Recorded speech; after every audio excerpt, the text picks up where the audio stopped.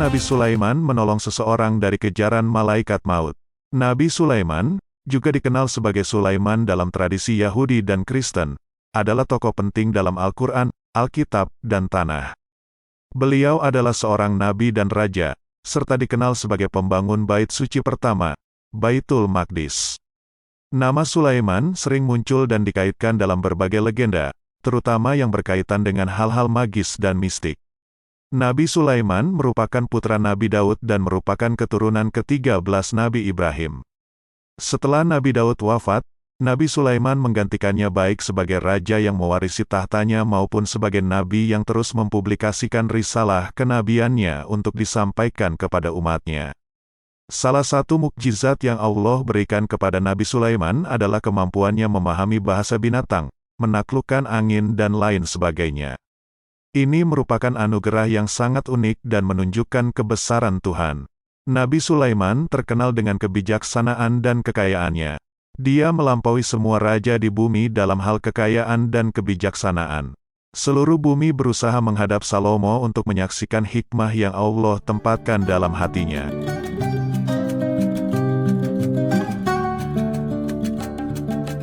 Pada suatu hari, terdapat seorang laki-laki yang hidup dalam ketakutan akan kematian.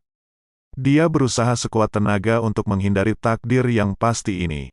Suatu hari, malaikat maut Israel datang menghadap Nabi Sulaiman bin Daud as. Dalam pertemuan itu, malaikat maut menatap tajam seorang lelaki yang duduk bersama beberapa tamu Nabi Sulaiman. Lelaki itu merasakan tatapan tersebut dan bertanya kepada Nabi Sulaiman, "Wahai Nabi Allah, siapa dia?" Nabi Sulaiman menjawab dengan tenang, "Dia adalah malaikat maut." Mendengar jawaban ini, lelaki itu menjadi semakin takut. Dia merasa bahwa malaikat maut telah datang untuk mencabut nyawanya.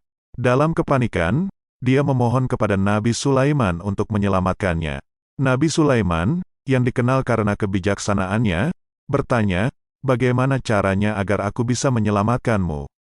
Lelaki itu, dalam upaya terakhirnya untuk menghindari kematian, menjawab, "Anda suruh saja angin untuk membawaku ke negeri India.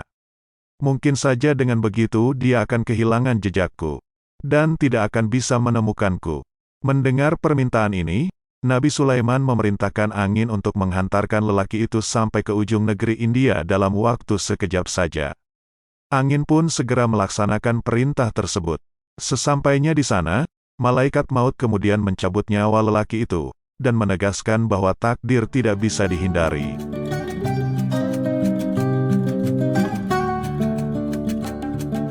Setelah peristiwa mencabut nyawa lelaki itu, Israel kembali menghadap Nabi Sulaiman.